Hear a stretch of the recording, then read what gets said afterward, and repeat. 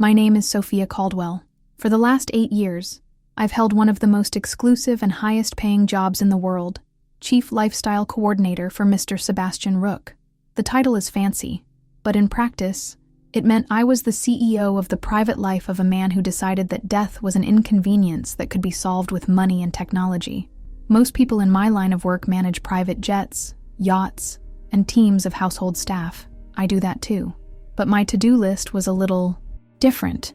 An item on my schedule for today, for example, item number 3, was confirm with the lab that the 18-year-old donor blood shipment has arrived for Mr. Rook's weekly plasma transfusion. My job wasn't just to manage a luxury lifestyle, it was to manage one man's obsession with not dying. I was hired when Project Immortality, as he called it, was just beginning. Sebastian Rook, the tech genius the world knew, had stepped down from the presidency of his company, Rook Labs, to dedicate himself full-time to his most ambitious project, defeating aging. The press thought he was an eccentric. The shareholders thought he was a visionary. And I was the conductor of his daily orchestra of madness. The routine at the mansion, a fortress of glass and steel carved into an isolated mountain, was a ballet of bizarre protocols. And my role was to ensure that not a single step was out of rhythm. Mondays, for example, were Green Day. This meant that absolutely everything Sebastian ingested, from breakfast to the last glass of water, had to be the color green. I coordinated a team of 5 chefs, each a specialist in a different area, to create a menu that was simultaneously monochromatic, nutritionally perfect, and, as far as possible, edible. It was a logistical nightmare. Kale juice, broccoli puree, fish marinated in chlorophyll, pistachios. If it wasn't green, it didn't enter the house. His justification, based on some obscure scientific paper, was that each color had a specific vibrational frequency, and that spending 24 hours immersed in a single frequency would reset the digestive system. Tuesday was white day, Wednesday, orange day, and so on. But the diet was the easiest part of my job. There were the therapies. Every day at 3 p.m., the mansion would enter absolute silence protocol. All communications were cut. No employee could speak, cough, or even walk too heavily. It was time for Mr. Rook's brainwave reprogramming. He would sit in a soundproof chamber and listen, for 1 hour, to whale songs played in reverse, at an extremely low frequency. His theory was that this realigned his neural patterns to a pre-linguistic, purer state. I once had to fire a gardener, a man who had been with the family for years, because he had a sneezing fit near the meditation room window. The order came from Sebastian himself, via text message. The external variable has produced an unscheduled noise. Remove it from the system. And there were the body doubles. On my logistics spreadsheet, there were 4 Sebastians. Sebastian A was the original, my boss. But there were also B, C, and D. They were actors, body doubles, hired for million-dollar salaries. They underwent subtle plastic surgeries, voice training, and learned to walk and gesture like the original. My job was to manage their schedules. While Sebastian A was at home undergoing one of his therapies, it was Sebastian B who was giving the lecture on the future of AI in Tokyo. It was Sebastian C attending the gala dinner in London. They were his extensions in the real world, keeping the Sebastian Rook brand presence and influence alive while the real man dedicated himself to not dying. I had to coordinate flights, clothing, and even ensure they followed the same monochrome diet of the day, so their physical appearance was always consistent with the originals. I lived at the epicenter of eccentricity, in a science fiction world funded by billions of dollars. I saw it all as the routine of an eccentric genius, a man who had the right to spend his fortune as he wished, no matter how strange. I was paid not to judge, only to execute, until, in one of our weekly planning meetings, he showed me that his madness had a new and frightening chapter. He was calm, as always, analyzing his latest blood work data on a giant screen. "Sophia," he said, without taking his eyes off the screen, "we are ready to initiate Phase 4 of the Environmental Optimization Protocol." I picked up my tablet to take notes. "Yes, sir. What does it entail?" "I've acquired a new paint pigment," he said, "developed in a private lab in Germany. It contains trace amounts of a low-emission radioactive isotope. It's not dangerous at normal exposure levels, but a physicist I admire theorizes that continuous controlled exposure to this level of radiation can induce a positive cellular stress response, forcing the cells to optimize their repair mechanisms, and consequently, slowing the aging process. It's forced evolution. I stared at him, hoping it was a joke. It wasn't. He turned to me. I want you to coordinate the complete repainting of my entire residential wing with this material. The supplier's contact and safety protocols are in your email. The painting team, obviously, will require level 3 lead-lined protective suits. And upon completion, no one, absolutely no one besides myself, may enter the wing without the proper protective gear. I jotted it down on my tablet. And for the first time, my hand trembled a little. Hire painters with certification for handling radioactive material. Schedule periodic radiation screening for all staff, including myself. At that moment, looking at my boss, who spoke of painting his own bedroom with radiation, with the same casualness as someone choosing a paint color, I understood that my job had crossed a new frontier. He was no longer just trying to optimize the life he had. He was trying to force his own evolution, treating his environment and his body as an atomic experiment. His house was no longer a luxury spa. It was becoming a private nuclear power plant. And I was the operations manager. Operation Radioactive Painting was a milestone in my career of managing absurdities. For 2 weeks, the mansion's residential wing became a sci-fi movie set. Men in white protective suits, resembling astronauts, walked the silent corridors, applying the special paint with surgical care. My job was to ensure safety protocols were strictly followed, and more importantly, that the exact shade of ice white Mr. Rook demanded was maintained. My biggest concern wasn't the radiation, it was my boss's aesthetic perfectionism. When the job was finished, the wing was quarantined for 48 hours. Then, Sebastian himself, wearing a radiation dosimeter on his wrist, inspected the result. He ran his hand over the freshly painted walls, closed his eyes, and took a deep breath, as if absorbing the energy. "Excellent, Sophia," he said. "The environment is optimized." And to my astonishment, the madness seemed to be working. Once a month, his resident medical team, yes, he had a team of 3 doctors living on the property, would conduct a full evaluation. And I, as coordinator, would attend the meeting to adjust the life protocols based on the results. I would sit in a sterile meeting room while the doctors presented graphs and data on a giant screen. And the data was impressive. "Mr. Rook, your systemic inflammatory markers have decreased by 8% this month," Dr. Arantes, the head of the team, would say. "Your biological age, based on your DNA methylation analysis, has reversed by another 6 months. According to our data, you now possess the biology of a 25-year-old man." Sebastian would listen to it all with a calm, intense satisfaction. "Good," he'd reply, "but it's not enough. The goal is to reverse 18 months in the next quarter. I want you to intensify the plasma transfusion protocol and double the dosage of the NMN supplement." The meetings were surreal. I would leave them thinking, my God, he's done it. The madman is actually doing it. He's going to live forever. And my job, as bizarre as it was, felt like part of a historic moment, a revolution in human history. I was helping to build Immortality. With this apparent proof that the project was succeeding, my complacency set in. The monochrome diets, the ice chamber, the body doubles, it all became part of an eccentric but noble-purposed routine. I was the manager of a world-changing project. The first piece of this puzzle that didn't fit didn't come from a blood test. It came from an expense report. Part of my job was to approve the monthly expenses for Project Immortality, and it was a frightening spreadsheet. Millions of dollars spent every month. I was reviewing the costs for the brand extension program, which was the code name for the body double operation, when I noticed an anomaly. The payments to the 3 doubles, Sebastian B, C, and D, had increased dramatically in the last 6 months. And there were new expense lines I didn't recognize. Hefty payments to an acting and voice coaching consultancy in London, and an invoice from a plastic surgeon in Zurich, famous for his subtle facial rejuvenation techniques. My first interpretation, within the logic of that universe, was simple. Okay, I thought, he's investing more in the doubles to make them even more perfect. That way, they can take on more public engagements, freeing up the original Sebastian to focus 100% on his therapies. It made sense. But then, I saw another line item, a one-time payment in the 7 figures, to the family of Sebastian D. The description was, termination and permanent non-disclosure agreement. That intrigued me. Why fire one of the doubles if the project was expanding? And why such an expensive and permanent NDA? If the project was just about Sebastian's personal health, what was so secret as to justify such a payment? Curiosity, my professional flaw, got the better of me. I had access to all the house systems, including security records.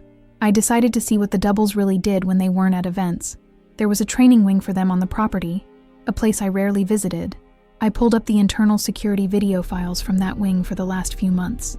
I expected to see etiquette classes, accent coaching, workout sessions to maintain the same physique as the boss, but what I saw left me completely confused.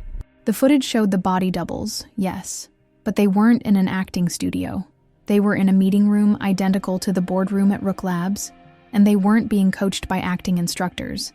They were being coached by the directors and vice presidents of the company, the CFO, the chief technology officer, the chief strategy officer.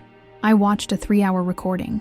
In it, Sebastian B., the oldest double, gave a full presentation on the company's merger strategy for the next quarter. He talked about profit projections, competitor analysis, patents, and the executives corrected him, not as if he were an actor reciting lines, but as if he were a CEO in training. No, Sebastian, your argument about the Asian market is weak. Remember our 3-pillar strategy. Repeat it.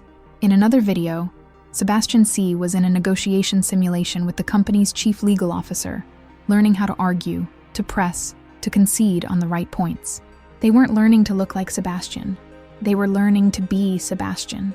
I stared at the footage, at these men who were physical copies of my boss learning to be intellectual copies of him, and a new, terrible question formed in my mind.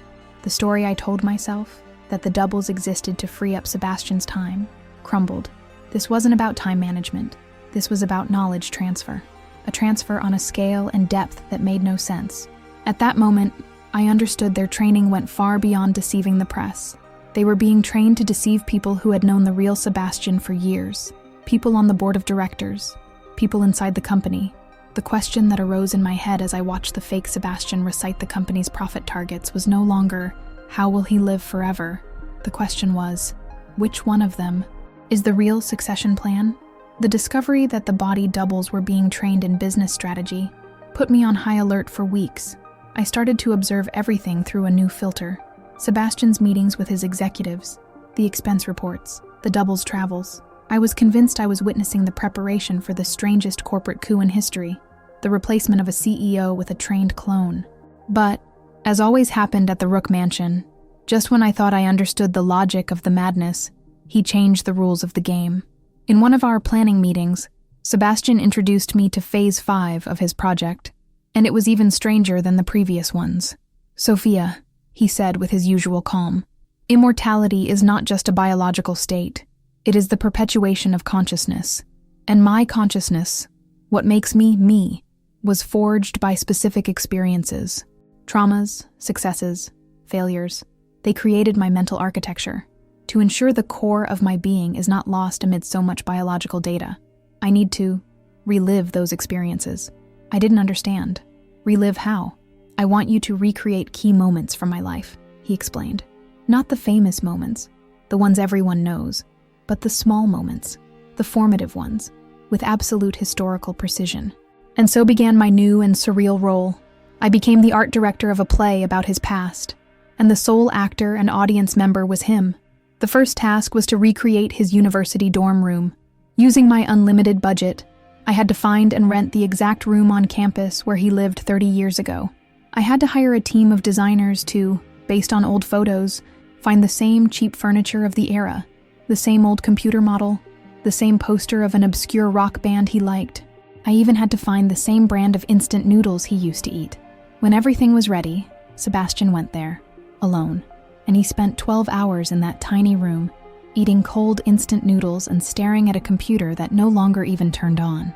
The billionaire, revisiting his life as a broke student, in a simulation that cost over $500,000. The next madness was recreating the garage, where he and his first partner founded Rook Labs. And then, the bar where he celebrated his first million. Each scenario, a priceless and perfectly useless time capsule. As I managed these bizarre operations, I thought I had finally understood the plan. He wasn't just training the doubles to replace him. He was trying somehow to program himself, or them, with his most fundamental memories. It was a kind of consciousness transfer through relived experience. It was insane, but within his logic, it made sense. The day my new theory also collapsed was during the dorm room recreation. I was in the control room, in a van just off campus, monitoring security, when I got a panic call from Sebastian himself on the radio. "Sophia, emergency. I need my medication. Now." His voice was weak, breathless. I ran. I entered the dorm room. He was sitting on the floor, pale, sweating, looking incredibly fragile.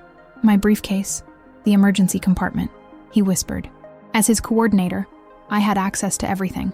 I grabbed his medical briefcase, opened the compartment I had only seen but never touched. Inside, among vials of vitamins and supplements, was a pre-filled auto-injector syringe with a clear liquid. "It's just a potent vitamin complex to give me energy," he said, seeing my hesitant look. I handed him the syringe. He administered it into his own thigh with a trembling hand, and within minutes, the color returned to his face. The weakness seemed to vanish. He stood up, composed himself, and, with his usual calm, said, "Thank you, Sophia. The protocol can continue, but I didn't forget. I'm a manager, not a doctor. But I know that a vitamin complex doesn't come in an emergency syringe like that." And his recovery wasn't that of someone taking a vitamin. It was that of someone receiving a dose of something much, much stronger. That night, my curiosity won again. The discarded syringe was in the room's medical waste bin. I retrieved it, wearing gloves. There was a barcode and a lot number on it. I took a high-resolution photo. Back in my office, on my secure computer, I began my research. It wasn't easy. The code didn't correspond to any commercial drug, but using the lot number, I was able to trace it to a supplier, a niche pharmaceutical company specializing in experimental compounds. And, after hours of digging through medical forums and research databases, I found it. The code from that syringe, CX91V. It wasn't a vitamin complex. It was a cocktail, an experimental, unapproved drug used for compassionate care, a combination of a next-generation synthetic opioid with an anti-inflammatory agent and a central nervous system stimulant. It was a drug designed for a single purpose: palliative care. It was used in patients in the terminal stage of aggressive, degenerative neurological diseases. The drug didn't cure anything. It didn't reverse anything. It just masked the symptoms. It gave the patient a temporary wave of energy, of mental clarity, of painlessness. A final gasp of life before the end. I stared at the description of that drug on my computer screen, and all the pieces of the puzzle clicked into place in a way that left me breathless. The biological age of 25 that his doctors showed me, the falling inflammatory markers, the energy to endure daily torture protocols, all a lie, a sham, a performance for an audience of one, me, and the rest of the staff. My boss, the man seeking immortality, wasn't beating death. He was dying, in front of me, every single day, and he was taking a drug for the terminally ill to have enough energy to keep pretending. My question changed drastically. It was no longer, how will he live forever? The question, now much darker and more urgent, was, who is he putting on this show for? The discovery that Sebastian was dying changed my perception of everything. The mansion was no longer a cutting-edge research center. It was the stage for a very elaborate play. And my boss wasn't an eccentric genius. He was a liar, a dying liar. I began to look at everything with suspicion. The monthly medical meetings with their rejuvenation charts now seemed like a grotesque farce. The doctors weren't scientists. They were accomplices, actors in white coats. The monochrome diet, the ice chamber, the whale music, it all lost its air of radical science and took on an air of distraction, a smokescreen to hide the truth. But the question still burned in my mind. Why? Who was the show for? If he was going to die anyway, why spend billions on such a complex charade? It wasn't for his family. He didn't have one. It wasn't for the public. He lived in seclusion. There had to be a bigger reason. And if the secret wasn't in the biology, maybe it was in the business. As his chief lifestyle coordinator, I had a level of access to the house servers that was almost unrestricted. I was the system administrator for the system that managed his life. I went back to investigating. But this time, I didn't look for medical files. I looked for business files. Inside the main Project Immortality folder, which I thought only contained health protocols, There was a subfolder I'd never been curious enough to open. It was encrypted, but my chief administrator password opened it. The folder's name was Capitalization Phase. Capitalization, a word from the world of business. Not medicine. What I found inside made my blood run colder than any cryo chamber. They weren't health reports. They were investment proposals, business plans. The first document was a valuation, done by one of the world's largest investment banks. A valuation of the intellectual property of Project Immortality. The estimated value was $50 billion. The valuation was based on the falsified medical data the doctors showed me every month. The biological age reversal, the decreased inflammatory markers, all of it was the basis for justifying $1 billion market value. The second document was a presentation, a pitch deck as they call it. Beautiful, professional, full of graphs and promises. It was a prospectus to sell the entire project. The method, the protocols, the science, all packaged as a product to be sold. And the third document was the target list, the potential buyers, sovereign wealth funds from Middle Eastern countries, other tech billionaires who were also afraid of dying, governments with secret military programs. He wasn't trying to save himself. He was packaging his lie to sell it for the highest possible price before his time ran out. It was the ultimate con, the biggest and most audacious exit scam in history. He was going to sell the promise of eternal life, and then, conveniently, die, leaving the buyer with a package of useless protocols and a $50 billion fraud. I was horrified, but a part of me was also impressed. The audacity, the scale of the deception. It was a masterpiece of fraud. But the darkest part of my discovery was yet to come. For the fraud to be convincing, he needed data, lots of data, proof that his method was safe and had been tested. And I found the folder with that data. The name was Clinical Trials, Phase 2, External Validation. I opened it, and what I saw made me want to throw up. They were reports, hundreds of reports, coming from partner wellness clinics located in poor countries in Southeast Asia and Eastern Europe. The reports contained data from thousands of volunteers, poor people, with no access to health care, who were lured to these clinics with the promise of a free, revolutionary health treatment, and they were being used as guinea pigs. I read the reports. They were inhuman. Subject 734, from a village in Cambodia, presented severe tissue necrosis following the cryogenic protocol. Data point discarded as a statistical anomaly. Batch 12, in Ukraine, demonstrated a 40% increase in the incidence of aggressive tumors after the introduction of the plasma cocktail. Recommend dosage adjustment and monitoring of the new batch. The mortality rate in the low-emission radiation therapy group is at 15%, within acceptable parameters for validation of safety data. The craziness he applied to himself was just the marketing version, the show for the internal cameras.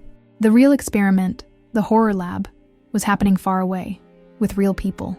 People who were suffering and dying so the graphs on his investment slides would look prettier. I was in my office, paralyzed, looking at these atrocities on my screen, tears streaming down my face. I wasn't the manager of an eccentrics project. I was the coordinator of a crime against humanity, and it was at that moment that my office door opened. Without a knock. It was him, Sebastian Rook. He didn't look weak. The dose of his palliative drug kept him alert and strong for a few hours. He didn't look at me. He looked straight at my screen, at the reports on the human guinea pigs I was reading. I froze, expecting the shouting, the fury, the call to security, but he just smiled, a calm, almost paternal smile. "Impressive, isn't it, Sophia?" he said. "The scale of the project, the attention to detail. I knew your curiosity, your efficiency would lead you here. In fact, I was counting on it." He walked to my desk, and from his pocket, he took out his own tablet. He turned it on and faced it toward me. The screen showed an image, a live video feed, from a security camera. I recognized the street, the house, the garden. It was my parents' house, in my hometown. My elderly parents tending to the flowers in the garden, completely oblivious to the fact that they were being watched, from the other side of the world, by the most dangerous man I had ever met. I looked at him, terror suffocating me. He met my gaze, the smile still on his face, and said, in the same calm voice he used to order his green juice in the morning, "I've shown you my deepest secret, Sophia, the true heart of my legacy. Now, I need to know if you can be trusted with it, or if your family, has become a new risk variable that I need to manage. The image of my parents, tending their garden, happy and oblivious to the fact that they were targets in a billionaire power game, broke my spine. All my professionalism, all my courage, dissolved into a pure, primal fear for their safety. "What do you want from me?" I asked Sebastian, my voice a whisper. "I want what I've always wanted from you, Sophia," he replied calmly. "Your competence, your efficiency, but now, with a new level of commitment. You are no longer an employee. You are a partner in risk. The success of my project is the success of your family. The failure of my project, well, you're a smart woman." He didn't need to say more. I was chained to him. In the following months, my role in the house transformed. I was taken off day-to-day logistics. I was promoted. Now I worked directly with Sebastian and his team of doctors on the strategic planning of Project Immortality. My new job was disgusting. I was the humanizer of the fraud. My task was to take the raw data from the secret clinical trials, those reports full of deaths and terrible side effects, and, together with the team, turn them into pretty graphs and palatable statistics. I learned to use corporate jargon to disguise the horror. Tissue necrosis became localized dermal incompatibility. Subject death became protocol discontinuation due to exogenous factors.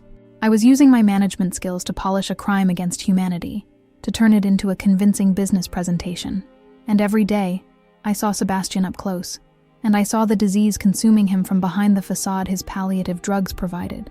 I saw the effort he made to appear strong, and I saw the obsession in his eyes, the rush to close his deal before his own body betrayed him for good. His plan was in the final stretch. He had a buyer, a sovereign wealth fund from a Gulf country, willing to pay an absurd sum, over $100 billion, for the entire project, to guarantee the immortality of its royal family. The sale depended on one thing: a final presentation. A live demonstration for the Crown Prince and his entourage to be held right there at the mansion. "We need to show them the final product," Sebastian said in one of our meetings. "A man who is living proof that the method works."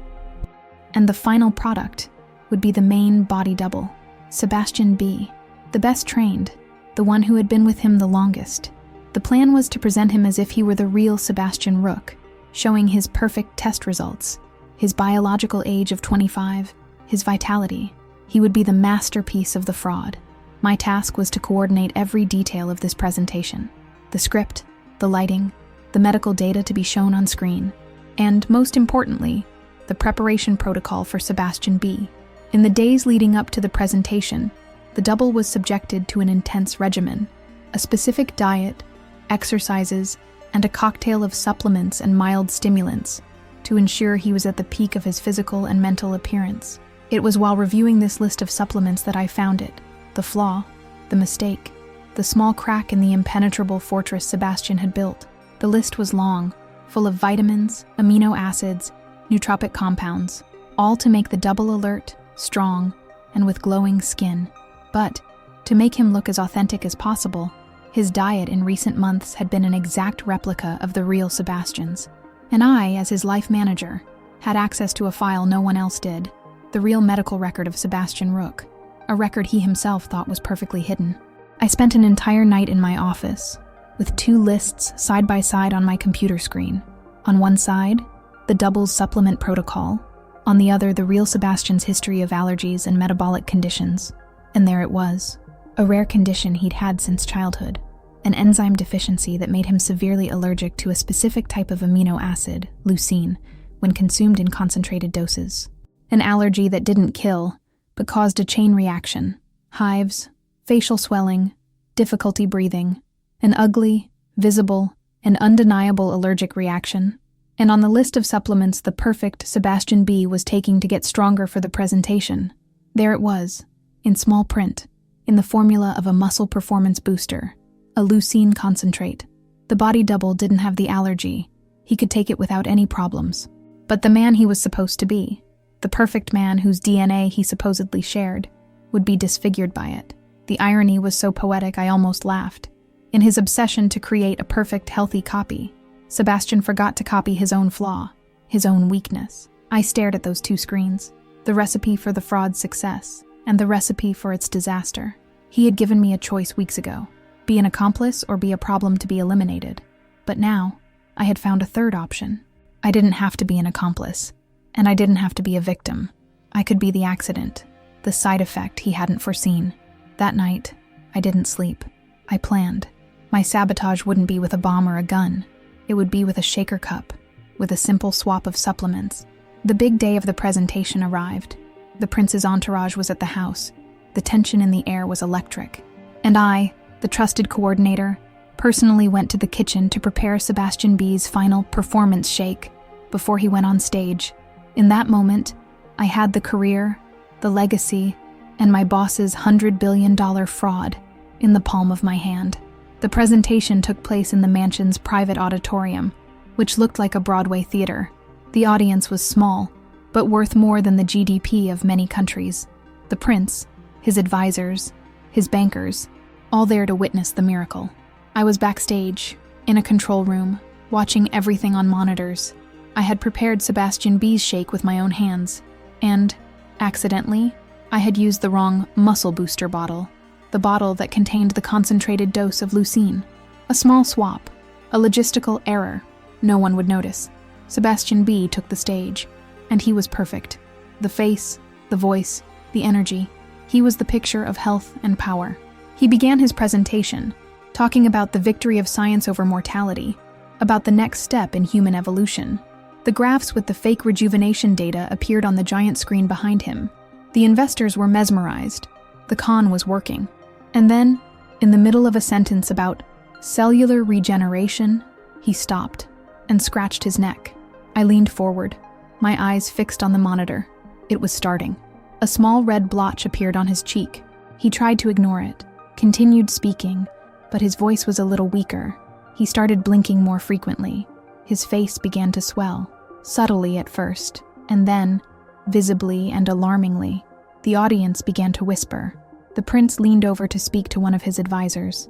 Sebastian B, now breathing heavily, and his face turning into a swollen red mask, tried to continue, but it was too late. The image of the immortal man, the Superman of the future, was unraveling live, in front of his potential buyers. He wasn't a god. He was a man having a severe allergic reaction. The presentation ended in chaos. Doctors rushed to the stage. The prince's entourage withdrew, with expressions that were a mixture of shock and disgust. The $100 billion deal was dead. The fraud had been exposed in the most humiliating and ridiculous way possible. I thought I had won. I had destroyed his project without anyone ever knowing it was sabotage. I expected to be fired, maybe worse. But what happened next was the real plot twist. In the confusion, as the doctors attended to the double, the real Sebastian summoned me to his office. I entered, ready for the worst. But he wasn't angry. He was laughing. A weak, tired, but genuine laugh. "Brilliant, Sophia," he said, offering me a glass of whiskey. Simply brilliant. An allergic reaction. I never would have thought of it. I stared at him, confused. "You're not furious? Furious? My dear, I'm impressed," he said. "You not only discovered my secret, you discovered my weakness and used it against me in a way no one can prove. You're even better than I thought. Your deal, your fraud, I destroyed everything," I said. He smiled. "You think my deal was selling Project Immortality to those idiots? Oh, Sophia, that was just plan A." And then he told me the truth. The final truth. Project Immortality was never for sale. It was bait. The largest and most expensive private intelligence operation in history. The goal was never to trick the sovereign wealth fund to get their money. The goal was to lure the most powerful and desperate men in the world into his house. While they were here, he explained, every cell phone, every computer, every word they said was copied, recorded, and analyzed by my real company, an intelligence and data firm that sells information to governments. I didn't want their money. I wanted their secrets, their willingness to pay $100 billion for a fake cure, the side conversations they had here. All of it is the greatest blackmail material in history. I wasn't selling a product. I was buying their eternal loyalty. I stood there, paralyzed, understanding the scale of the game he was playing, a game I didn't even know existed. "And your act of sabotage?" he continued. "It was the perfect ending, the ideal excuse for me to pull back, to tell them the project failed, while I keep the secrets I've collected. You didn't destroy me, Sophia. You just helped me end the first phase of my real business. He handed me an envelope. Inside, a check for an absurd amount. A bonus for your creativity, he said. You're free to go. You know too much to stay here, and I know you're too smart to talk. I left that mansion for the last time, the check in my pocket. I had tried to be the hero, the saboteur, but in the end, I was just another piece on his board. I thought I was fighting a man who wanted to sell a lie, but he was playing a different game. He wasn't selling a product. He was buying secrets. By sabotaging his show, I didn't destroy him. I just gave him the perfect climax his real audience, the world's intelligence agencies, wanted to see. I wasn't the hero. I was the final plot twist in his masterpiece of manipulation. And that is a much harder truth to swallow than any monochrome diet. All right, it's that time. If this story has you hooked, let's do the full ritual. Hit the like button to support the channel, subscribe so you don't miss a beat, and ring that bell to be the first to know what's coming. Your opinion is golden, so drop it in the comments below.